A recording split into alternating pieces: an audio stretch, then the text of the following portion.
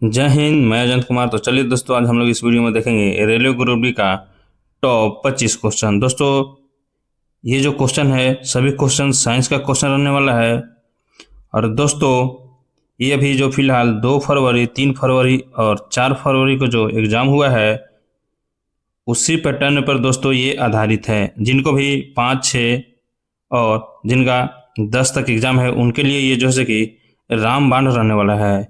तो दोस्तों, इस वीडियो को एग्ज़ाम हॉल में जाने से पहले लास्ट तक जरूर देख कर जाएँ। उम्मीद है कि यहाँ से 5 से 6 क्वेश्चन आपको एग्ज़ाम में देखने को मिलेगा। तो चलिए दोस्तों, देखते हैं पहला नंबर क्वेश्चन। और पहला नंबर क्वेश्चन देखने से पहले आपसे एक छोटा सा रिक्वेस्ट है कि यदि इस चैनल पर नए आए हैं तो चैनल को सब्सक्राइब कर ले और बेल आइकन प्रेस कर ले। दोस्तों, ये क्वेश्चन जो है कि सभी के सभी जो है कि 5 स्टार क्वेश्चन है। क्योंकि दोस्तों, जो भी एग्ज़ाम हो रहा है ग्रुप डी का भी जो अभी तक हुआ है, जिस जिस चैप्टर से जिस जिस सब्जेक्ट में पूछा है उसी सब्जेक्ट से हम लोग, और जो जो चैप्टर से अधिकतम सवाल पूछा गया है वही चैप्टर से हम लोग जो सकेंगे। तो दोस्तों, आपसे एक और छोटा सा रिक्वेस्ट है कि इस वीडियो को लास्ट तक जरूर देख कर जाएँ ताकि आपका सिलेक्शन पक्का हो और एक सीट आपके हाथ में हो। तो चलिए दोस्तों, देखते हैं पहला नंबर क्वेश्चन। देखिए क्या कह रहा है। और मेरे से पहले आप लोग जो है सभी क्वेश्चन का आंसर कमेंट बॉक्स में बताने का प्रयास करेंगे। तो दोस्तों, कह रहा है कि कोशिका का पावर हाउस जो है किसे कहा जाता है। तो बताएंगे दोस्तों, पावर हाउस किसको कहा जाता है। तो ये दोस्तों कहा जाता है माइटोकॉन्ड्रिया को। चलिए आगे बढ़ते हैं, अगला क्वेश्चन देखते हैं। यहाँ पे देखिए दोस्तों, कह रहा है कि पौधे कोशिका की कोशिका भित्ति बनी होता है। तो पौधे की कोशिका भित्ति जो दोस्तों बना होता है वो किससे बना होता है। तो दोस्तों, ये बना होता है सेलुलोज से। ऑप्शन बी राइट हो जाएगा। चलिए आगे बढ़ते हैं, अगला क्वेश्चन देखते हैं। देखिए यहाँ पे क्या कह रहा है। कह रहा है कि डीएनए मुख्य रूप से कहाँ पाया जाता है।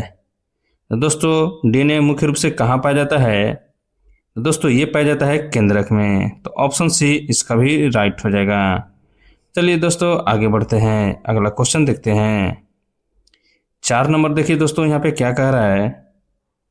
कह रहा है कि राइबोसोम का कार्य क्या है। तो क्या है दोस्तों राइबोसोम का कार्य। तो ये दोस्तों प्रोटीन संश्लेषण करना। 5 स्टार क्वेश्चन ये दोस्तों। चलिए आगे बढ़ते हैं, अगला क्वेश्चन देखिए क्या कह रहा है। यहाँ पे देखिए 5 नंबर क्वेश्चन कह रहा है कि लाइसोसोम को आत्मघाती थैली क्यों कहा जाता है। तो दोस्तों, क्यों कहा जाता है। तो ये जो है कि अवशिष्ट पदार्थ को पचाता है। तो ऑप्शन सी इसका राइट हो जाएगा। चलिए आगे बढ़ते हैं, अगला क्वेश्चन देखते हैं। देखिए 6 नंबर क्वेश्चन कह रहा है कि किस कोशिकांग में प्रकाश संश्लेषण होता है।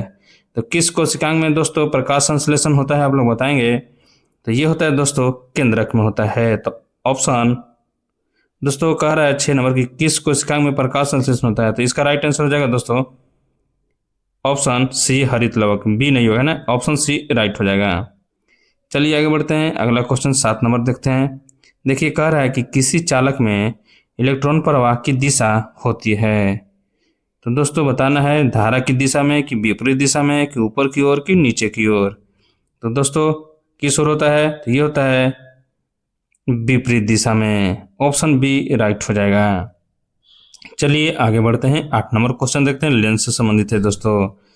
कह रहा है दोस्तों कि उत्तल लेंस की क्षमता का मान क्या होता है। तो दोस्तों, उत्तल लेंस की क्षमता का मान धनात्मक होता है। तो ऑप्शन सी राइट हो जाएगा। चलिए आगे बढ़ते हैं, अगला क्वेश्चन देखते हैं। कह रहा है कि विद्युत मोटर का सिद्धांत जो है से कि किस पर आधारित है। तो बताएंगे दोस्तों किस पर आधारित है। तो ये है दोस्तों चुंबकीय प्रभाव पर। तो 9 का ऑप्शन सी राइट हो जाएगा। चलिए अब देखते हैं 10 नंबर क्वेश्चन। देखिए यहाँ पे 10 नंबर क्वेश्चन क्या कह रहा है। कह रहा है कि किसी चालक का प्रतिरोध निर्भर करता है। तो किस पे करता है दोस्तों। किसी चालक का प्रतिरोध किस पे निर्भर करता है। तो ये करता है लंबाई, क्षेत्रफल और ताप पर। ऑप्शन डी राइट हो जाएगा। चलिए 11 नंबर क्वेश्चन देखते हैं। कह रहा है यहाँ पे देखिए कि कार्बन की श्रृंखला निर्माण क्षमता क्या कहलाती है। तो क्या कहलाती है दोस्तों। तो ये कहलाती है कैटेनेशन कहलाती है। तो ऑप्शन सी राइट हो जाएगा। चलिए आगे बढ़ते हैं, अगला क्वेश्चन देखते हैं। देखिए यहाँ पे क्या कह रहा है। कह रहा है कि निम्न में से कौन असंतृप्त हाइड्रोकार्बन है। तो कौन है दोस्तों? तो ऑप्शन ए है C2H6CH4। यहाँ पे देखते हैं सी है C2H4 और डी है C3H8। तो दोस्तों इसका राइट आंसर क्या हो जाएगा? तो ये हो जाएगा C2H4। ऑप्शन सी राइट हो जाएगा।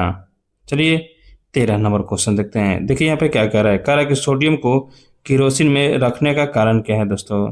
देखिए जो सोडियम धातु है इसको केरोसिन तेल में रखा जाता है। तो इसका पूछ रहा है कि कारण क्या है। तो दोस्तों इसका कारण जो है सो कि ऑक्सीकरण से बचाना है। जैसे ये हवा के संपर्क में आता है दोस्तों, ऑक्सीजन के संपर्क में आता है तो ब्लास्ट कर जाता है। तो इसका राइट आंसर क्या हो जाएगा दोस्तों? बी हो जाएगा। चलिए नेक्स्ट नंबर क्वेश्चन कह रहा है कि धातुएं विद्युत की सुचालक क्यों होती है? तो बताएंगे दोस्तों धातुएं विद्युत की सुचालक क्यों होती है। दोस्तों ये क्यों होता है? क्योंकि उसमें मुक्त इलेक्ट्रॉन होता है। ऑप्शन बी राइट हो जाएगा। चलिए आगे बढ़ते हैं। अगला क्वेश्चन देखिए यहाँ पे क्या कर रहा है, कह रहा है कि किसी तत्व की संयोजकता निर्भर करती है। तो किस पे करती है दोस्तों? तो ये करती है बाह्य कक्षा के इलेक्ट्रॉन पर। तो ऑप्शन बी राइट हो जाएगा। नेक्स्ट नंबर देखिए यहाँ पे 16 नंबर कह रहा है कि अमीबा में अलैंगिक जनन होता है। तो अमीबा में अलैंगिक जनन होता है दोस्तों किसके कारण से होता है? तो ये होता है दोस्तों द्वीप विखंडन से। तो ऑप्शन सी राइट हो जाएगा। चलिए 17 नंबर क्वेश्चन देखते हैं। कह रहा है कि प्लाज्मोडियम में जनन की विधि क्या है? इसमें क्या है दोस्तों? तो ये है बहुखंडन है। चलिए 18 नंबर क्वेश्चन देखते हैं। कह रहा है कि यहाँ पैरामीशियम में गति का अंग है। तो कौन है दोस्तों? तो ये है सिलिया। ऑप्शन सी राइट हो जाएगा। चलिए आगे बढ़ते हैं। अगला क्वेश्चन देखते हैं। अगला क्वेश्चन कह रहा है यहाँ पे देखिए एगुलिना को पादप जंतु संधि जीव क्यों कहा जाता है? तो क्यों कहा जाता है दोस्तों? तो ये कहा जाता है हरित लवक और कसाप दोनों के कारण। चलिए आगे बढ़ते हैं। अगला क्वेश्चन देखते हैं। अगला क्वेश्चन कह रहे हैं यहाँ पे कि द्विनाम पद्धति किस वैज्ञानिक ने दी है? तो द्विनाम पद्धति दोस्तों किस वैज्ञानिक ने दी है? तो जो है कि लिनियस ने दिया है। ऑप्शन सी राइट हो जाएगा। नेक्स्ट नंबर क्वेश्चन देखिए दोस्तों, कह रहा है कि जनन कोशिका जो जनन कोशिकाएं हैं बनती है। तो किससे बनती है दोस्तों? तो ये बनती है किससे बनती है? अर्धसूत्री विभाजन से। चलिए आगे बढ़ते हैं। अगला क्वेश्चन देखते हैं। कह रहा है कि कोशिका का तरल भाग क्या कहलाता है? तो क्या कहलाता है दोस्तों? तो ये कहलाता है साइटोप्लाज्म कहलाता है। नेक्स्ट नंबर क्वेश्चन देखिए यहाँ से आवर्त सारणी से है। कह रहा है कि आवर्त सारणी में समूह क्या दर्शाता है?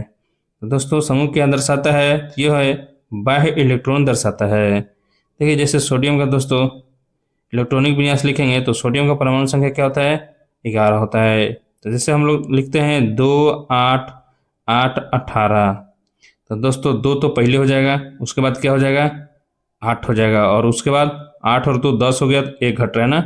यही जैसे कि बाह्य इलेक्ट्रॉन हो गया, यही क्या है? समूह को दर्शाता है। तो दोस्तों इसको हम लोग संयोजकता भी बोलते हैं और संयोजी भी बोलते हैं। चलिए आगे बढ़ते हैं। अगला क्वेश्चन देखते हैं। देखिए यहाँ पे 24 नंबर क्वेश्चन कह रहा है कि अवतल लेंस द्वारा बना प्रतिबिंब कैसा होता है? तो दोस्तों कैसा होता है? तो ये होता है आभासी और सीधा होता है। ऑप्शन सी राइट हो जाएगा। चलिए लास्ट क्वेश्चन देखते हैं हम लोग। यहाँ पे कह रहा है कि जैव विविधता का मुख्य कारण क्या है दोस्तों? तो क्या है? तो ये है आनुवंशिक परिवर्तन। ऑप्शन सी राइट है। तो उम्मीद है दोस्तों कि इस वीडियो को आप लोग जैसे ही लास्ट तक जरूर देखेंगे, तो आप लोग एग्जाम हॉल में जाएंगे तो उम्मीद है कि यहाँ से 2 से 4 क्वेश्चन आपको पक्का देखने को मिलेगा। तो आज के लिए इतना ही।